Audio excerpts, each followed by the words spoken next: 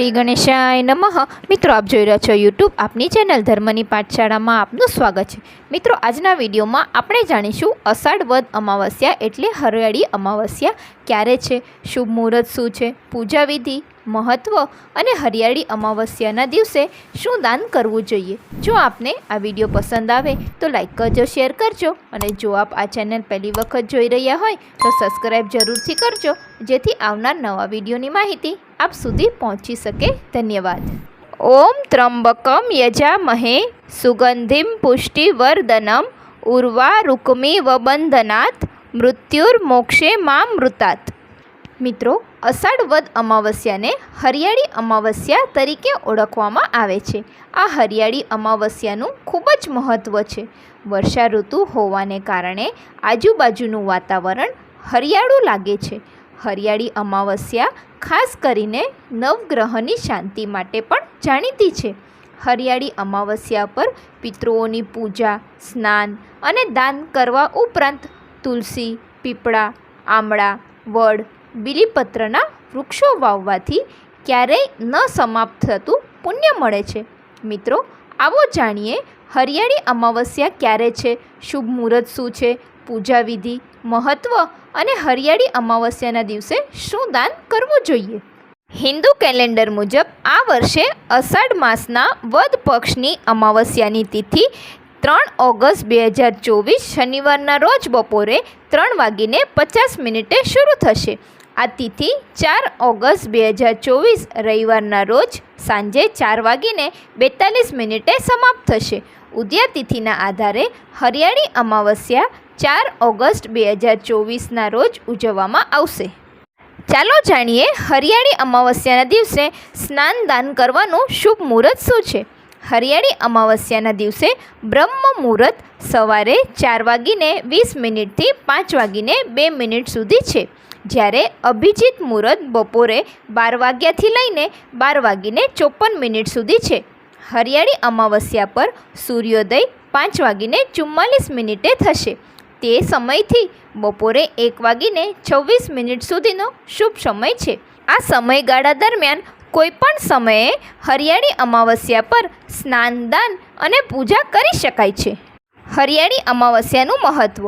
અષાઢ અમાવસ્યાને હરિયાળી અમાવસ્યા કહેવામાં આવે છે કારણ કે આ સમય વૃક્ષો વાવવા માટે ખૂબ જ સારો માનવામાં આવે છે।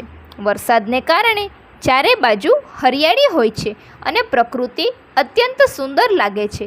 આ સમયે વરસાદને કારણે ધરતી પર ચારે બાજુ હરિયાળી છવાઈ ગઈ છે અને પ્રકૃતિનું સૌંદર્ય જોવા જેવું હોય છે। હરિયાળી અમાવસ્યા નવગ્રહ અને પિતૃઓની શાંતિ માટે પણ ખૂબ જ શુભ માનવામાં આવે છે કારણ કે હરિયાળી અમાવસ્યા પર વિશેષ પૂજા અને દાન કરવાથી નવગ્રહની નકારાત્મક અસરો શાંત થાય છે। હરિયાળી અમાવસ્યા પર ભગવાન શિવ અને માતા પાર્વતીની વિશેષ પૂજા અર્ચના કરવામાં આવે છે। હરિયાળી અમાવસ્યાની પૂજા વિધિ। હરિયાળી અમાવસ્યાના દિવસે સવારે વહેલું ઉઠવું, સ્નાન આદિ કાર્યથી પરિવારીને સ્વચ્છ વસ્ત્ર ધારણ કરવા, અમાવસ્યાના દિવસે ભગવાન શિવ અને માતા પાર્વતીની પૂજા કરવી જોઈએ। ભગવાન શિવને અને માતા પાર્વતીને ફળ, ફૂલ, ધૂપ, દીપ અર્પણ કરી પૂજા કરવી। પ્રસાદમાં ખીર અથવા તો માલપુઆનો ભોગ અર્પણ કરવો।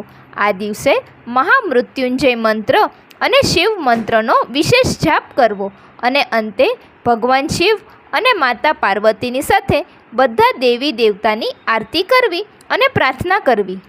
મિત્રો, આપણે જાણ્યું હરિયાળી અમાવસ્યા ક્યારે છે, સ્નાન, દાન અને પૂજાનું શુભ મુહૂર્ત શું છે, તેનું મહત્ત્વ શું છે અને પૂજા વિધિ। હવે આપણે આજના વિડીયોમાં જાણીશું હરિયાળી અમાવસ્યાના દિવસે શું દાન કરવું જોઈએ। પહેલું, અષાઢ અમાવસ્યાને હરિયાળી અમાવસ્યાના નામે ઉજવવામાં આવે છે। આ અમાવસ્યા દેવોના દેવ મહાદેવને સમર્પિત છે। આવી સ્થિતિમાં ચોખા, સફેદ વસ્ત્ર, સફેદ ફૂલ, ખાંડ અને નારિયેળનું દાન કરવું। તેનાથી વ્યક્તિને ભગવાન શિવની વિશેષ કૃપા ફળ પ્રાપ્ત થાય છે। બીજું, હરિયાળી અમાવસ્યા પર દૂધનું દાન કરવું। જ્યોતિષશાસ્ત્ર અનુસાર દૂધનું દાન કરવાથી જીવનમાં શુભ ફળ આવે છે કારણ કે મહાદેવને દૂધનો અભિષેક કરવામાં આવે છે. ત્રીજું, સનાતન ધર્મમાં અમાવસ્યાના દિવસે કાળા તલનું દાન કરવું શુભ માનવામાં આવે છે. એવું માનવામાં આવે છે કે કાળા તલનું દાન કરવાથી વ્યક્તિને ઘણા ફાયદા થાય છે અને કુંડળીમાંથી ખરાબ ગ્રહોની અસર દૂર થઈ જાય છે. ચોથું, પિતૃઓની કૃપા મેળવવા માટે અમાવસ્યા તિથિને શુભ માનવામાં આવે છે. આ દિવસે અન્ન, પૈસા અને વસ્ત્રોનું દાન કરવું.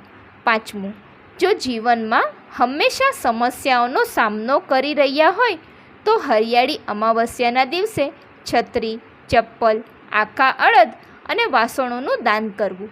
તેનાથી આર્થિક મુશ્કેલીઓ દૂર થાય છે અને ઘરમાં ખુશીઓ આવે છે. ઓમ નમો ભગવતે રુદ્રાય નમઃ. બોલો ઉમા મહેશ્વરની જય.